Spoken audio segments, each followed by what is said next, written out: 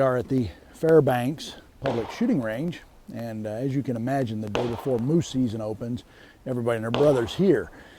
But we're going to try and sneak in and put a couple of rounds down range with my trusty 30-06 here and make sure we're still on target. Hopefully we get a moose with it this week. But we're going to also talk about some basic shooting principles and some safety rules, which fortunately most of the guys follow here at the public range. So pay attention and hopefully we all learn something today. As always, you want to follow some basic guidelines, especially when it comes to safety. One of the big things to watch here for is the gun's not loaded. It's always pointing in a safe direction until you're ready to shoot. One of the things that I also like to do is keep my area a little bit organized so that things are at my hands when I need them. So what I'm going to go ahead and load this rifle, and I'm going to get my sight on and squeeze off around and see where we're hitting on target. One thing I'm going to concentrate on is my cheek weld on the stock of the rifle, my sight picture through the scope, and also making sure that I press the trigger with just the tip of my finger so that I don't pull it to one side or the other.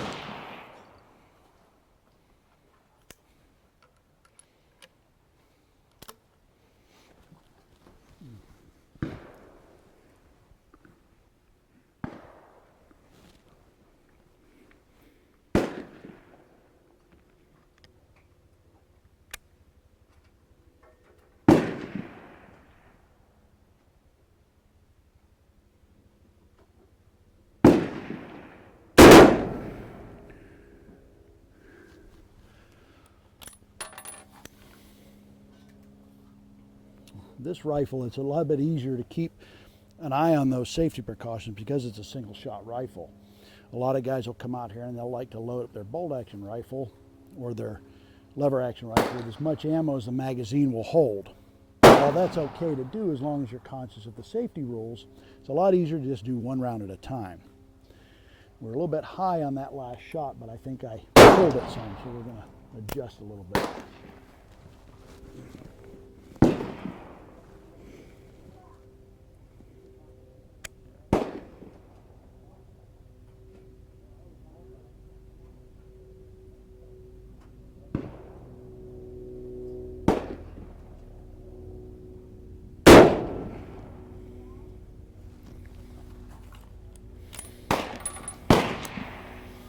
Okay, we're back in the paper, but still a little bit high. So I'm going to go ahead and make one slight adjustment and see if that brings it in a little bit.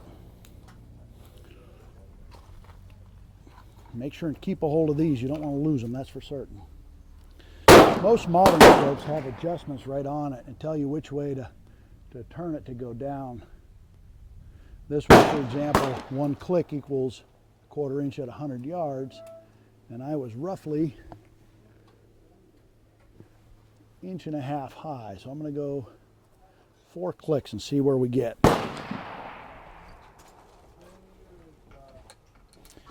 I'm also trying to keep an eye up and down the range line here, make sure if everybody else is done and they want to shoot, stop, we can do that.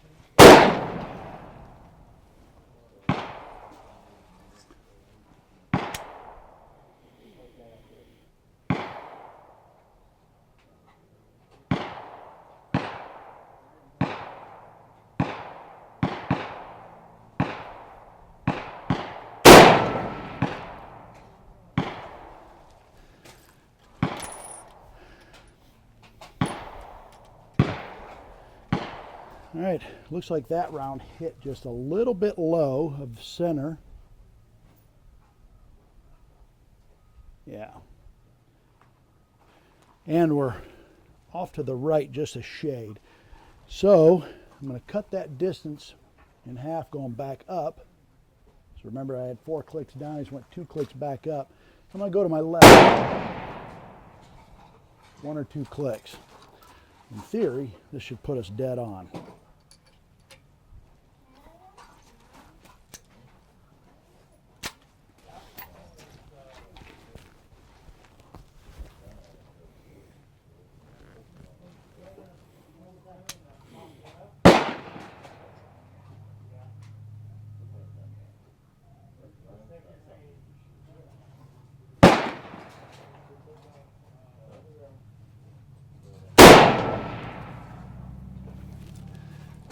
Dead on, just like I said.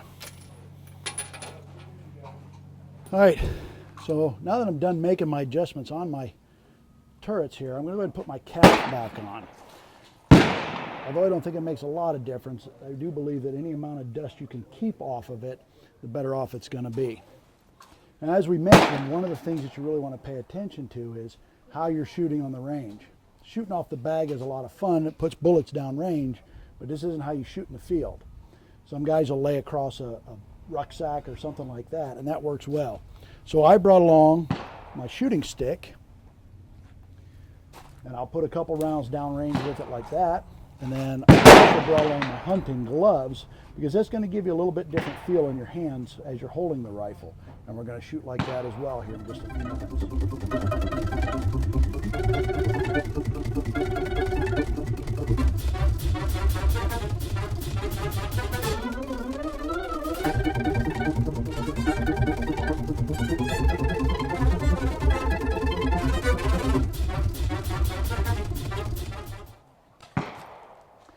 Spending some time on the bench at the range, get your sights on target or your scope on target. It gives you a little bit of shooting experience. But keep in mind, unless you have that opportunity to shoot this way when you're down in the field, across a rucksack or a log or something like that, you may not get that perfect shot. One of the items that I take with me is a walking stick that has that little bit of a V on the top that gives you a rest. And you can adjust it to different heights, and there's different variations out there. You just kind of have to go to the sports store and pick the one that works best for you. But what I like about it is it gives me a good steady rest while I'm in the field, and it makes me an adjustable front stop. So we're going to go ahead and take a couple shots that way, because that's how I would be doing it in the field.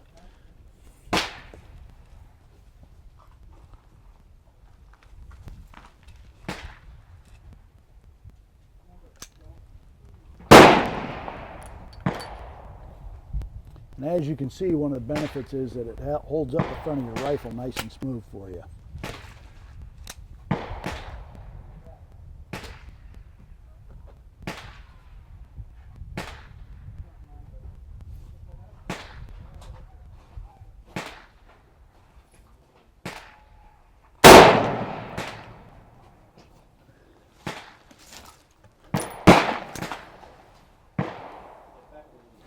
Not perfect, but again, it's just that one little measure that might help you get that moose or whatever it is you're hunting for this year.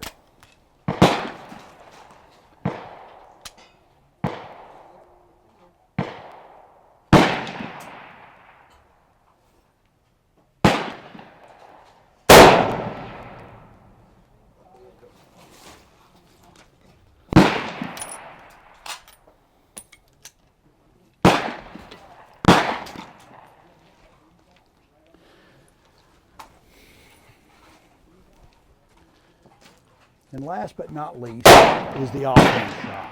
Some guys don't practice this at all, and I think it's pretty important that you do practice it. The reason for that is, I would say it's probably going to be one of the most common shots. And for my offhand shot, I'm also going to throw on my hunting gloves, because this is what I'm going to be wearing down in the field. And it changes how the rifle feels in your hands and how the trigger pull reacts. I'm also going to take an extra round, and I tuck it right in here in the back of my glove for this rifle. That works pretty well for having an extra round. I'm also going to take a step forward to make sure that the muzzle of the rifle stays well forward of the shooting line.